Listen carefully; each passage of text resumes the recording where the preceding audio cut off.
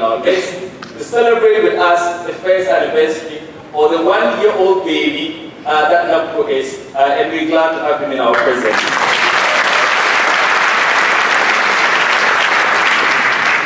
Mr. President, often the narratives presented in relation to governance can present a lot of contention. But this is our celebration. This is the first anniversary of the nation with all this war. I always present you an account void of any such contention. And my bid is to sort of ground it in the sort of real life that we have, the real people, as they say, evidentially incontrovertible. And this is the story, Mr. President, your story. On May 2018, a portal was launched for applications. This was intended to solve the growing numbers that we had exiting from our tertiary institutions without opportunities for employment. 100,000 opportunities were offered. In fact, by the close of applications, 146,098 persons applied. This was oversubscribed by nearly 50%. To be fair, we guaranteed interview to every applicant onto the scheme. And at the end of the process, we selected as qualified 109,380 applicants. We started the program with an initial 99,000, known to everyone as the NABCO unit. And on 17th of October 2018, the President, you declared all these ladies and gentlemen, the cherished nation builders, as ready for work, and we deployed them to critical sectors of the economy. Some of the sectors we deployed the workers to included education, health, agriculture, local governance, digitization projects, the revenue mobilization efforts, as well as private enterprises. So what has it been like? What have we done with the core? By its design, NABCO was supposed to have a structure of a work and learn design. What that meant was that in recognition of the sort of deficits that we had, that would create a barrier for our graduates to get into employment. Our task coming from the President was to make sure that we addressed all the deficits so that by the end of the 36-month period, the program period, all our NABCO trainees would be ready to be able to access employment, whether in the public or the private sector. And so we guaranteed for every NABCO trainee 24-month period of work placement and beyond, and then also a structured learning program to make sure that they were well prepared and empowered to access the labor market.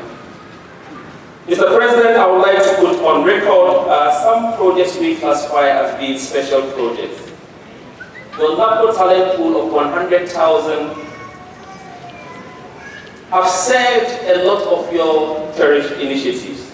In fact, special mention can be made of the boost that we give to initiatives such as the One District, One Factory, initiatives such as the Planting for Food and Jobs, where we have a lot of our NABCO trainees working within the seed and fertilizer.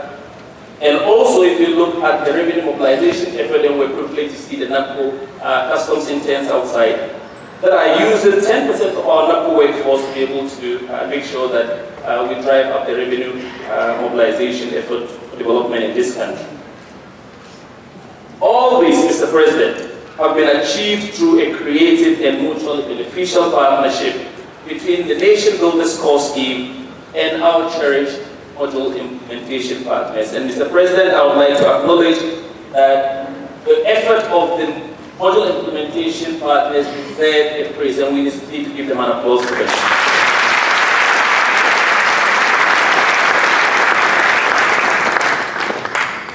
Mr. President, distinguished invited guests, NABCO offers temporary relief.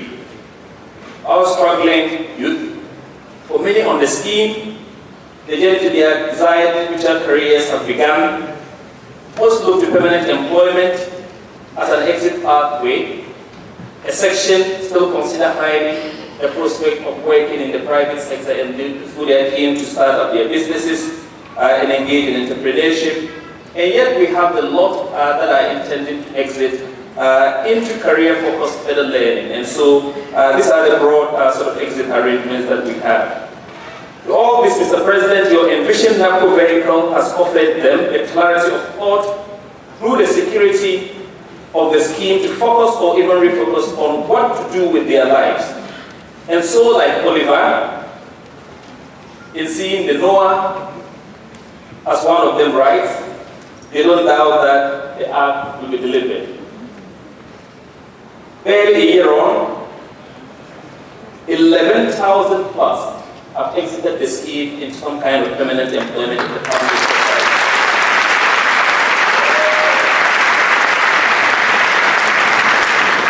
These alumni offer worthy testimonies on life before NABCO and then life after they had joined NABCO.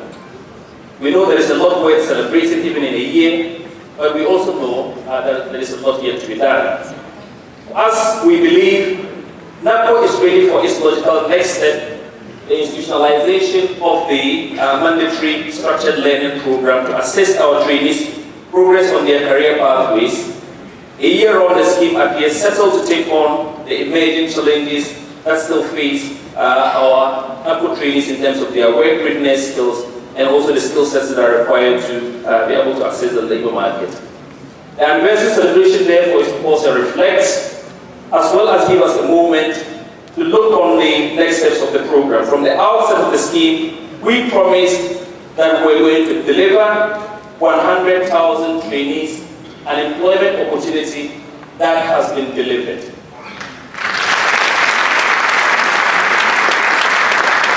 All our trainees are out on work placement, and so we believe that we can progress now to deal with the issues of work readiness and the skills development. May I entreat all our NABCO trainees to make sure that they take advantage of the opportunities offered by the scheme to grow and achieve your personal and professional goals. Our fellow citizens already recognize your value as a nation builder with an expectation of more. Mr. President, our nation builders showed another side with their selfless attitude and passion for nation building. In the spirit of the anniversary celebration, nation builders have contributed to charity well over 500,000 Ghana cedis, donating. Their donations have affected the sick, the poor, the needy, support for medical facilities, a range of organizations working with persons with disability, the prison service, orphanages, childhood centers. It's been truly remarkable, and our nation builders deserve to be applauded for this.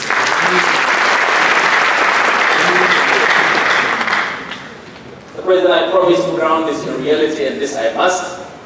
I will give now an account of a couple of our NABCO trainees on their story on the NABCO scheme. One says, life was hard and tough until the inauguration of NABCO in November 2018. Therefore, I would say that NABCO is Noah's Ark. It has saved a lot of graduate unemployed, and I am not an exception. I started seeking for a school to teach and found one that was going to pay me 120 monthly. In 2016-2017, I had to leave in search of better opportunities. The situation got worse, and I found myself in a company that delivered insurance only to pay you once you are able to meet the commission threshold. I tried and I could not meet the company's target. Worked with them for a few months. When my first pay of 120 came, I realized that 20 Ghana cedis was equally deducted with the reason that my account was not a savings account. Thanks to the Nation Builders for Mr. President, now I am a probation officer at the Ewutu Senya East Municipal Assembly, where I assist in writing social inquiry report for the Family Tribunal and Juvenile Court.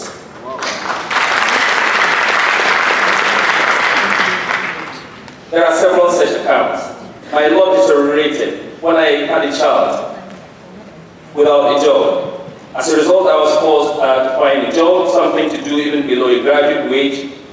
Within a short period of time, I decided to be a driver mate and then followed a vehicle round. I had no considerable experience, And after a while, I was sacked from this on account that, according to the driver, my inexperience reflected in the low daily income. And so he had to dispense with my service. Now, subsequently, I was forced to move from one construction site to another for a job. Sometimes, the jobs given to me at the construction site would be a difficult one, such as digging a septic tank, popularly known as manhole. At other times, to molding of blocks, but I managed to do all this. I had at this point turned into a laughing stock because all my self-worth and dignity had been washed away due to the non-availability of the same job. Today, Mr. President, I am working within the Revenue Ghana model, helping with the revenue mobilization effort of this country, thanks to your initiative, the elections of this. President, several such stories are abound in the scheme, in the initiative that you have developed. This has been a lifesaver for many of our graduate trainees, and I could go on and on and on. In fact, there's a remarkable story of a trainee who joined us and then realized when he was deployed the Ghana ports that he could start his own business at the port. He has registered that business, and now he has come back to the Nation Builders Corps and registered as a module implementation partner to hire 10 NABCO.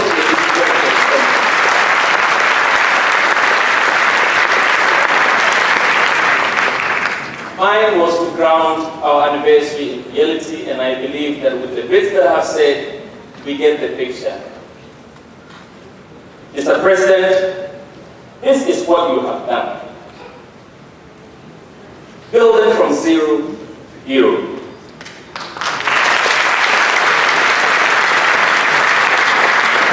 Incontrovertible, as the learned ones say. We thank you for your dedication to the young people of our dear nation. It will forever be said that once upon a time, when hope appeared elusive to many, one President, Akufo-Addo, made a clarion call to the youth of Ghana, an opportunity to join him in nation building, to which 100,000 of them said, "We are your proud nation builders." What took you so long, Mr. President? Thank you very much. God bless you, Mr. President.